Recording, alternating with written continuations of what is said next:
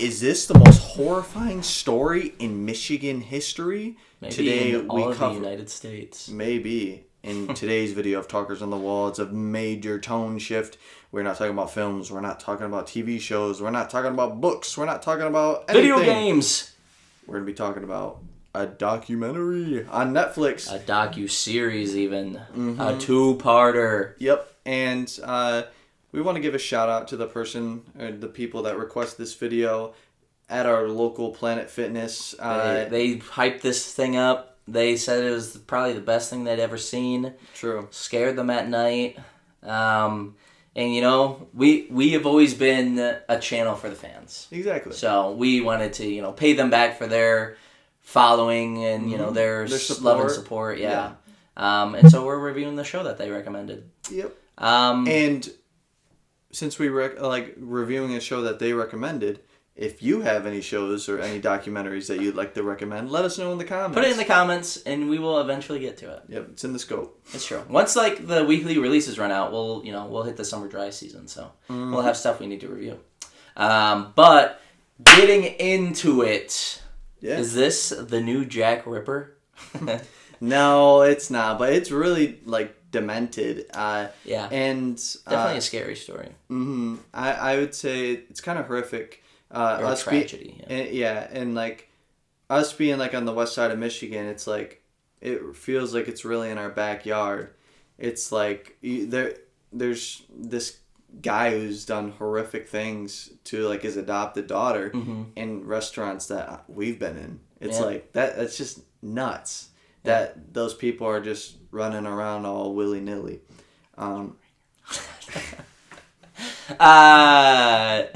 I just can't wait for the Talkers documentary. When it was in plain sight the whole time. He was so innocent.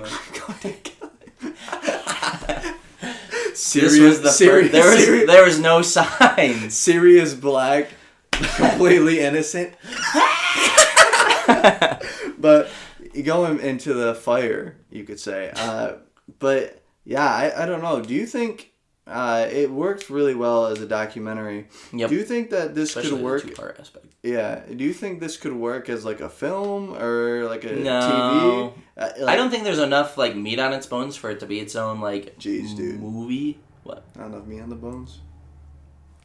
There were no signs. I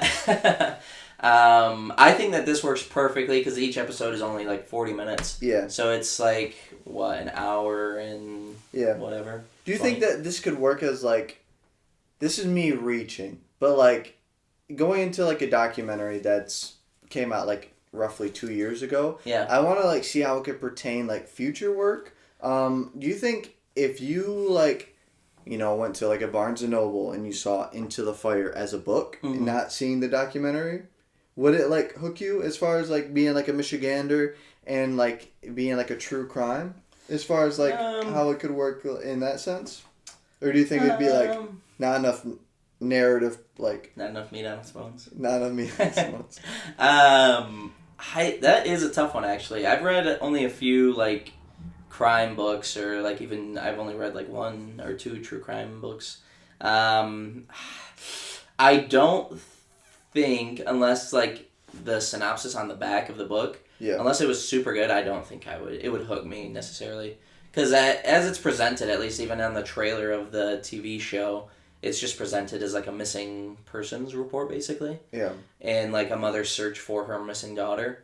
That normally doesn't, it's a horrible story, obviously, and a tragedy. It just doesn't, hook my interest. Yeah. Some other things I think would. The only way you could do that, and you were, you just can't sugarcoat any things if you do it as a book.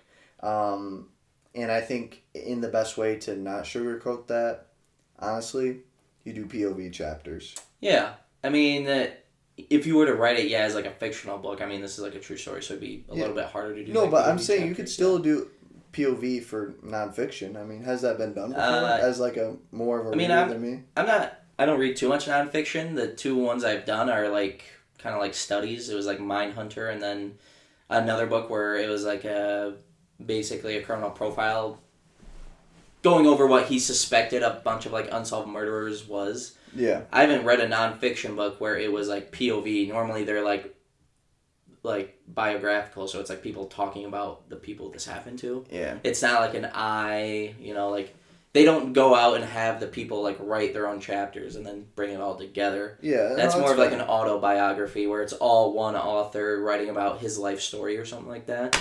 In autobiographies, it's like all one POV.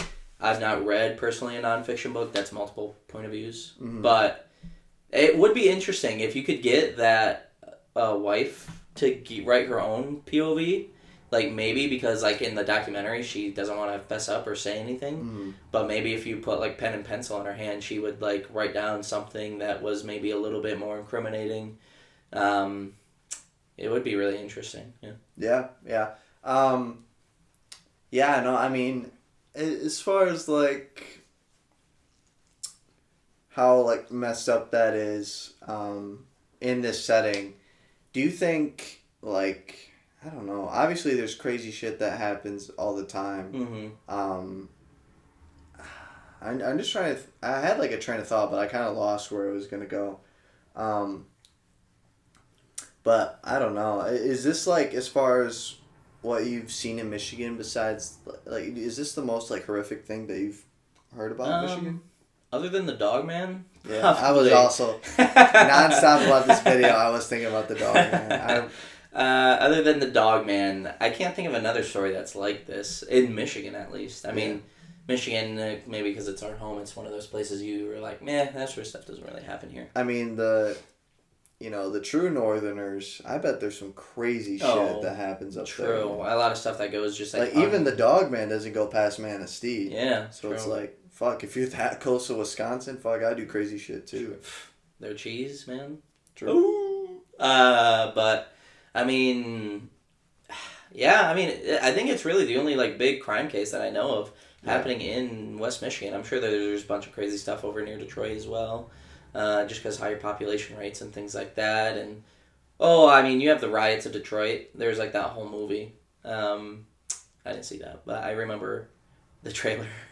But I remember that, actually, so maybe that, but...